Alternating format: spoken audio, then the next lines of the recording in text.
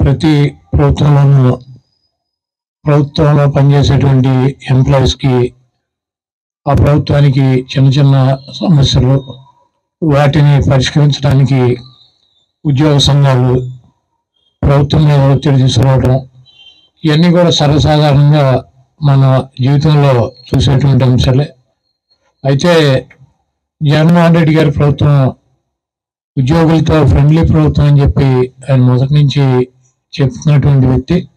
అదేవిధంగా 50,000 మంది ఆర్టీసీ ఎంప్లాయీస్ని వద్దని చెప్పినా కూడా ఎవరి మాట కూడా వినకుండా ఎన్నికల్లో హామీ ఇచ్చానని చెప్పి వాళ్ళని ప్రభుత్వంలోకి తీసుకున్నటువంటి పరిస్థితి. అదేవిధంగా అవుట్ సోర్సింగ్ ఎవరు నాబోటి వాళ్ళకి ఇచ్చేవారు.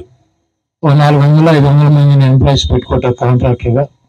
మేము 300 మందిలో 200 మందిలో పెట్టి వాళ్ళ దగ్గర 50,000 లక్ష వసూలు చేసి జీతాలు 12,000 13,000 నేను తీసుకుని నేను వాళ్ళకి 8,000 9,000 ఇచ్చి ఇది పెద్ద అంటే ఎంప్లాయీస్ చిన్న వాళ్ళకి వెళ్ళాల్సినటువంటి జీతాలు కూడా వెళ్ళకుండా మధ్యలో బ్రోకర్లు తీసుకునేటువంటి పరిస్థితిని మార్చి కలెక్టర్లకి అధికారాలను ఇచ్చి థర్డ్ పార్టీ లేకుండా డైరెక్ట్గా కలెక్టర్లో రిక్రూట్ చేసేటువంటి అవకాశాన్ని, అదేవిధంగా ప్రభుత్వంలో పనిచేసేటువంటి ఎంప్లాయీస్కి మధ్యలో అనేక సార్లు నేనైతే మధ్యలో దూరలేదు, కానీ నేను చూశాను వీళ్ళందరినీ మధ్యలో నలిగిపోయేట్టు ప్రభుత్వం కాదని చెప్పి ఇల్లు కాదని చెప్పి వీళ్ళతో కూడా తిట్లు తిని అయినా కూడా మరి బండి శ్రీనివాస్ గారు వీళ్ళందరూ కూడా అక్కడే ఉండేవారు.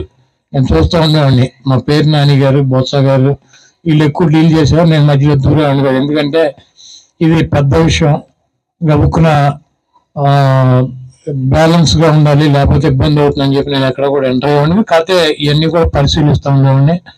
ఏదేమైనా కూడా జగన్మోహన్ రెడ్డి గారి ప్రభుత్వం ఎట్టి పరిస్థితుల్లోనూ ప్రభుత్వంలో పనిచేసేటువంటి మీకు న్యాయం చేయటానికే దృఢ నిశ్చయంతో ఉన్నటువంటి ప్రభుత్వం. అయితే 2 సంవత్సరాలు దాదాపు కరోనా వచ్చి ఆర్థిక పరిస్థితులు బాగుపడటం, అనేక పెండింగ్లో ఉన్నటువంటి సమస్యలకి, అనేక పథకాలకి డబ్బులు ఇబ్బంది కలగటం, ఇవన్నీ కూడా ఉండటం వల్ల మీకు 1వ తారీఖు అయినా సరే జీతం ఇవ్వాలి, 10వ తారీఖు అయినా జీతం ఇవ్వాలి. జీతం అయితే ఎక్కడ దానికి తప్పనటువంటి పరిస్థితి. అదేవిధంగా మీకు రావాల్సినటువంటి బకాయిల్ని ఈ రోజైనా ఇవ్వాలి, లేకపోతే వచ్చే నెల అయినా ఇవ్వాలి, లేకపోతే వచ్చే సంవత్సరం అయినా సరే ఇవ్వాలి. మీకు ఎక్కడ దానికి కుదరనటువంటి పరిస్థితి.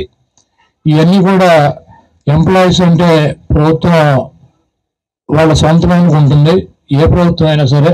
అందుకని మీ డబ్బును కూడా ప్రజల కోసం, అంటే ప్రభుత్వం నా కోసం జగన్మోహన్ రెడ్డి గారి కోసం మేము వాడుకోవట్లేదు, మీ డబ్బును కూడా కొంత పేద ప్రజల కోసం వాడేటువంటి పరిస్థితి ఉంటుంది. ఆ పుణ్యం మీకు కూడా దక్కుతుందని చెప్పి తెలియజేస్తూ ఈరోజు మీ అసోసియేషన్ కానీ మీరు కానీ ఇచ్చినటువంటి సమస్యల్ని నేను రాసుకోమని చెప్పాను.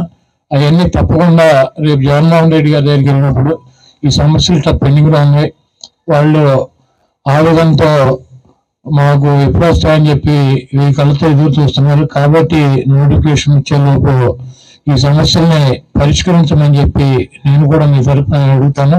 కాకపోతే చేయాలన్నా కూడా కొంత రాష్ట్రంలో ఉన్నటువంటి ఆర్థిక పరిస్థితులు, గత ప్రభుత్వం చేసేటువంటి పెండింగ్లో ఉన్నటువంటి బకాయిలు, అదేవిధంగా ఇప్పుడు ఈయన ఇస్తున్నటువంటి సంక్షేమ కార్యక్రమాలు, ఆరోగ్యశ్రీ, నాడు నేడు, కొత్తగా సెక్రటరియట్ ఎంప్లాయీస్ 1,75,000 మందిని తీసుకోవటం, వాలంటీర్లను తీసుకోవటం, ఈ కార్యక్రమాల వల్ల కొంత లేట్ అయినప్పటికీ కూడా తప్పకుండా జగన్మోహన్ రెడ్డి గారు మనసు ఉన్నటువంటి వ్యక్తి, మీ కష్టాలను మీ ఇబ్బందులను ఆయన మనసుతో ఆలోచించేటువంటి వ్యక్తి, బ్రెయిన్తో ఆలోచించేటువంటి వ్యక్తి, మనసుతో ఆలోచిస్తాడు. కాబట్టి తప్పకుండా మీకు మంచి ప్రభుత్వంగా జగన్మోహన్ రెడ్డి గారి ప్రభుత్వం ఉంటుంది.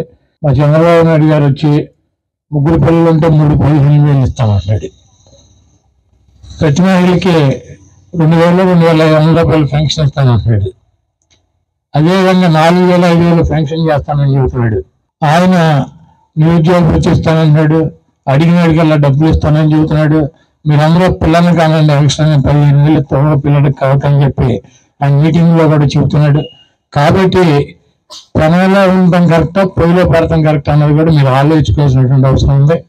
తప్పకుండా మనసున్నటువంటి ముఖ్యమంత్రి జగన్మోహన్ రెడ్డి గారు ఆర్థిక పరిస్థితుల్లో సహకరించక కొంత లేట్ అయినా ఇబ్బంది అయినా కూడా తప్పకుండా మీకు రావాల్సినటువంటి ప్రతి రూపాయి కూడా మీకు హక్కుగా రావాల్సినటువంటి ప్రతి హోదా కూడా మీకు వచ్చేటువంటి పరిస్థితి వైఎస్ఆర్ కాంగ్రెస్ పార్టీ జగన్మోహన్ రెడ్డి గారి ఆధ్వర్యంలో జరుగుతుందని చెప్పి ఆయన తరఫున మీకు మాటిస్తూ ఆయన దగ్గరగా చూసినటువంటి వ్యక్తిగా తప్పకుండా మీకు ఉన్నటువంటి సమస్యలన్నీ కూడా తీసుకుని నేను కూడా ఈ ఉద్యోగాల సంఘాలతో పాటు ఇక్కడ ఉన్నటువంటి సమస్యల్లో కొన్ని సమస్యలైనా కొంత డబ్బునైనా సరే ఈ ఎన్నికల్లో రిలీజ్ చేయమని చెప్పి